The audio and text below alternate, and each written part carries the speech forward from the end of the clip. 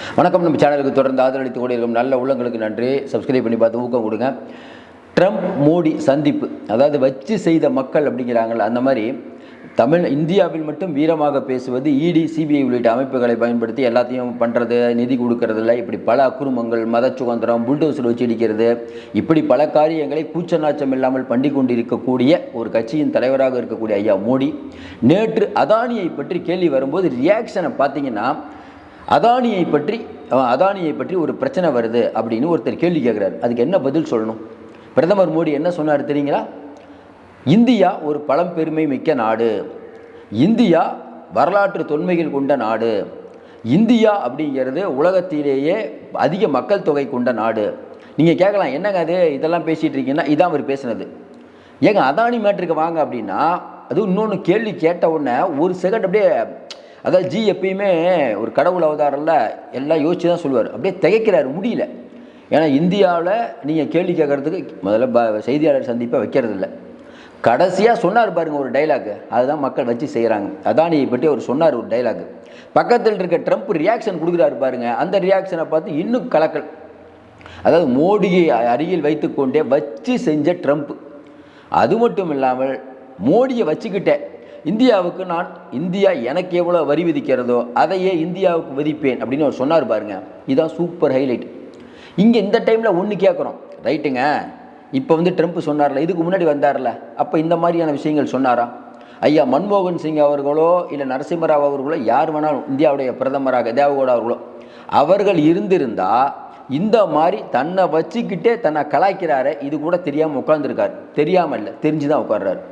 சீனா எதிர்க்கிறது, கனடா எதிர்க்கிறது. நீங்கள் குறைஞ்சபட்சம் ஐயா நீங்கள் பண்ணுறது சரியாக படலை, நீங்கள் வளர்ந்த நாடு, நாங்கள் வளரும் நாடு, ஏன் சொல்லலை?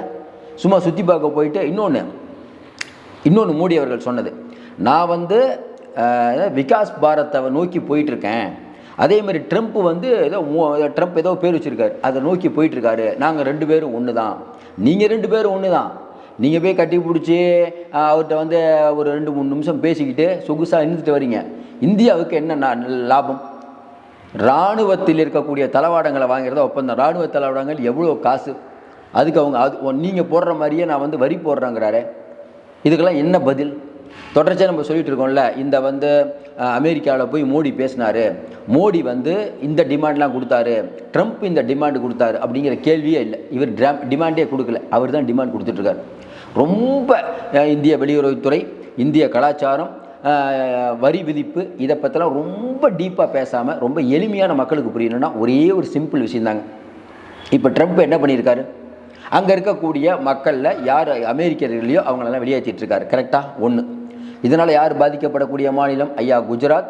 அதுக்கப்புறம் பார்த்திங்கன்னா பெருமளவுக்கு அடுத்து பாதிக்கக்கூடிய மாநிலம் ஆந்திரா. இதெல்லாம் பாதிக்கப்படுது. இதையும் தாண்டி அவர் என்ன சொல்கிறாரு? இந்தியாவிலேருந்து ஒரு பொருளை அமெரிக்காவுக்கு ஏற்றுமதி பண்ணுனா நம்ம வரி விதிப்போம், டேக்ஸ். அதே அமெரிக்காவிலேருந்து ஒரு பொருளை இறக்குமதி பண்ணால் அந்த டேக்ஸ் கம்மியாகும். ஆனால் இப்போ அமெரிக்கா என்ன சொல்லுது? நீங்கள் எங்களுக்கு 17% வரி போடுறீங்க, நாங்களும் உங்களுக்கு 17% வரி போடுறேன் அப்படிங்கிற மாதிரி சொல்லுது. இதையும் கேட்டுட்டு அமைதியாக பிரைம் மினிஸ்டர் உட்காந்துருக்கார். ஒன்று.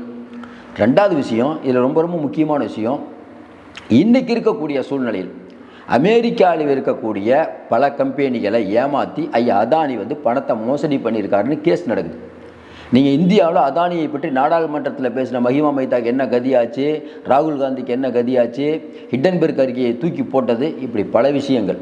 ஆனால் அங்கே போய் நீங்கள் உட்காந்துட்டு ஒருத்தர் கேள்வி கேட்கும்போது ஐயா முகத்தில் ஈயாடலை இங்கே பேசுகிறாங்களே, ஐயா அண்ணாமலையிலேருந்து அமித்ஷா வரைக்கும் எவ்வளோ பேர், என்னங்க அவர் கேள்வி கேட்குறாரு, என்னென்னமோ கதை விட்டுட்டுருக்காரு. கடைசியாக ஒன்று சொன்னார் பாருங்க, ஏன்னா சொல்லாமல் இருக்க முடியாது, கேள்வி அடுத்து கேட்க ஆரம்பிச்சுடுவாங்க. அதானின்னு கூட சொல்ல, தனிநபர்களை பற்றி நாங்கள் டிஸ்கஸ் பண்ணவில்லைங்கிறார். Correct, super point. தனிநபர்களை பற்றி நாங்கள் டிஸ்கஸ் பண்ணவில்லை. யாருக்கும் தோணாத ஒரு ஐடியாங்க மோடி அவர்களுக்கு. ஆனால் கேட்குறவங்க கேனையனாக இருந்தால் என்ன வேணால் பேசலாம்.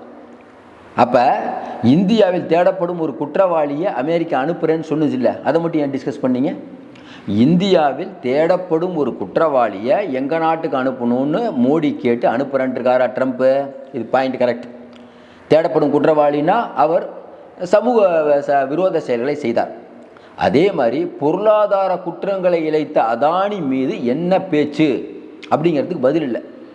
ஏன் மோடி கேட்காம இருந்திருப்பார்? அங்கே ஏகப்பட்ட லாபி பண்ணாமையாக இருந்திருப்பார்? மோடி அவர்களை வந்து அஃபீஷியலாக சந்தித்தது யார்? இதில் நீங்கள் வந்து எஸ்ஏஜி பாதுகாப்பில் இருக்கீங்க, எஸ்ஏஜி பாதுகாப்பில் இருக்கக்கூடிய வழியாக விஷயம் தெரியாது அப்படின்னு நினச்சிட்டு இருக்காரு மோடி. பல ஊடகங்கள் இன்றைக்கி சொல்லிகிட்டு இருக்காங்க. என்ன ஒன்று அதான் சொல்லட்டுமே, 50% தாண்டிட்டாங்களாம். அதாவது அதானியை காப்பாற்றக்கூடிய முழு முயற்சியில் தாண்டி விட்டார்கள். இவர் அமெரிக்கா போனது எதற்காக? இங்கே இருக்கக்கூடிய அதாவது அறிவுஜீவிகள் நாங்கள் நம்புகிறோம், உண்மையிலேயே அறிவுஜீவிகள் நாம் எதுக்கு போனார் சொல்லுங்களேன். இப்போ சாதாரணமாக நம்ம இங்கே வந்து எப்படி சொல்கிறது, ஒரு டிவி, இந்த டிவியை வந்து அமெரிக்காவுக்கு அனுப்புகிறோன்னு வச்சுக்கோங்களேன், 17% வரி. அங்கேருந்து அவங்க அனுப்புனாலும் 17% வரி அப்படின்னா, சரி ஒருவேளை அவங்க அனுப்புகிற கம்மி விலை இருக்குதுன்னு வச்சுக்கோங்களேன், அதை இந்திய மக்கள் வாங்க மாட்டாங்களா? வாங்கினா நம்மளுடைய இதை யார் வாங்குவாங்க? ஒரே நேரத்தில் ஒரு டிவி 10,000 ரூபா, ஒரே உள்ளே இருக்கக்கூடிய மேனுஃபேக்சர்லாம் ஒன்று அது வந்து இந்தியாவுடைய விலை வந்து 10,000 ரூபா. அதே அமெரிக்காவிலேருந்து வந்து 8,000 ரூபாய்க்கு விற்று அதை வாங்குவாங்களா மாட்டாங்களா? அப்போ இந்தியாவோட தொழில் வளம் பாதிக்குமா பாதிக்காதா? இதை புரிஞ்சுக்கிறது இல்லையா? அதே மாதிரியே WTOவில் போய் வரியில்லா ஒப்பந்தம் கையெழுத்து போட்டு வந்தார் மோடி. என்ன, ஒரு 10 நாடுகளிலிருந்து நம்ம நாட்டுக்கு இறக்குமதி பண்ணால் அதுக்கு வரியே இல்லை. அப்போ வரியே இல்லைன்னா அங்கேருந்து வந்து சாதாரணமாக என்ன சொல்லலாம், ஒரு கம்பளி, ஒரு இது வச்சுக்கோங்களேன், ஒரு போர்வை அங்கேருந்து வருது 50 ரூபா. இங்கே இருக்க கம்பளி விலை அடக்க விலையே 50 ரூபா. இவங்க 50 ரூபாயில் விற்பாங்களா, 55 ரூபாயில் விற்பாங்களா? அவங்க தான் மக்கள் வாங்குவாங்க. எதுக்கு போய் ஒப்பந்தம் கையெழுத்து போட்டிங்க? நீங்கள் என்ன அவ்வளோ வளர்ந்த நாடாக இருக்கீங்களா? இன்றைக்கி 80 கோடி மக்களுக்கு வந்து நீங்கள் வந்து ரேஷனில் அடித்து கொடுக்குறோம் 10 வருஷம் சொல்லிட்டு இருக்கீங்க.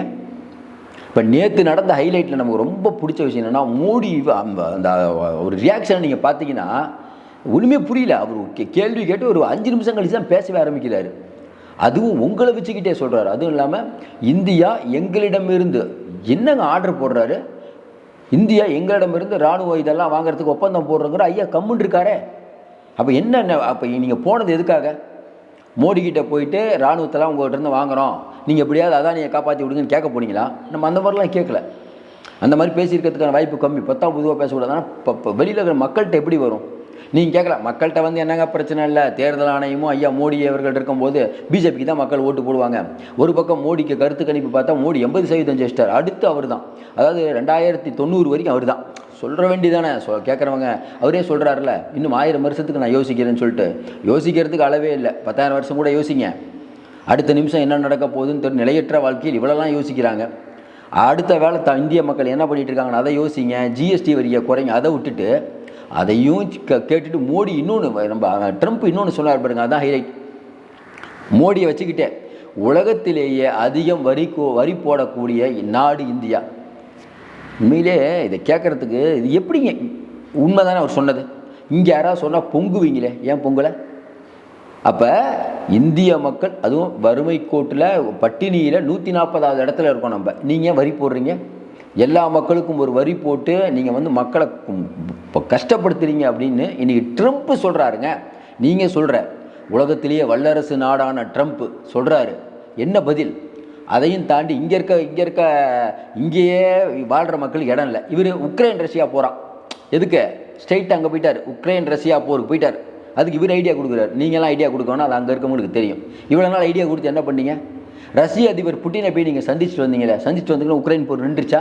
நீங்கள் என்னவோ சொன்னாங்கல்ல, ஐயா மோடி போகிறாரு, சண்டையை நிறுத்த போகிறாருன்னு. அதை பற்றி பேசியே இருக்க மாட்டார்.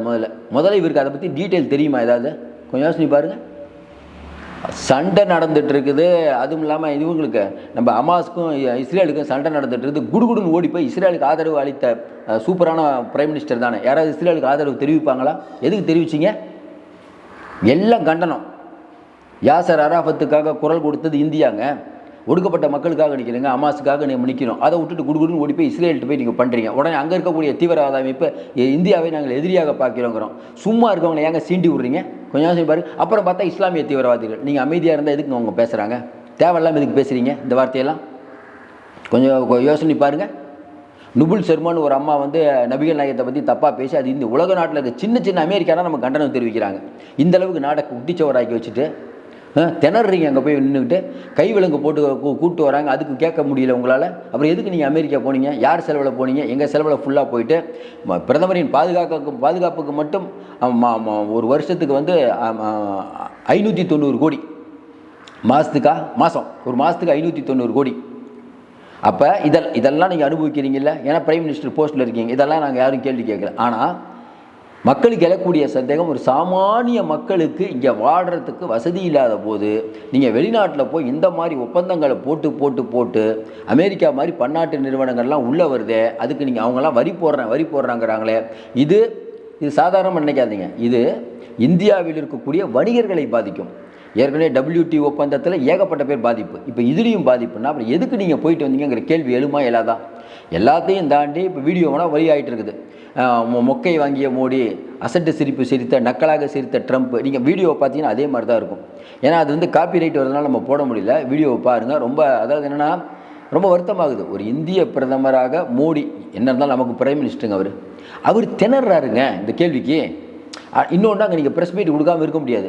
இதே மாதிரி ஞாபகம் இருக்குது. இதே மாதிரி தான் ஒரு அமெரிக்காவில் போய் ஒரு கேள்வி கேட்டு இந்தியாவில் மத சுதந்திரம் இல்லைன்னு இது ஒரு பெரிய சிக்கலாச்சு. இப்போ என்னென்னா இந்த மாதிரி விஷயத்துக்காக இனிமேல் அமெரிக்கா போகிறது விட்டுருவார் பொழுது ஏதாவது கேள்வி கேட்டாங்கன்னா இறக்க முடக்கா. அதனால் இந்த வீடியோ வைரல் ஆகிட்டு இருக்கிறது. மீண்டும் சந்திப்போம். நன்றி, வணக்கம்.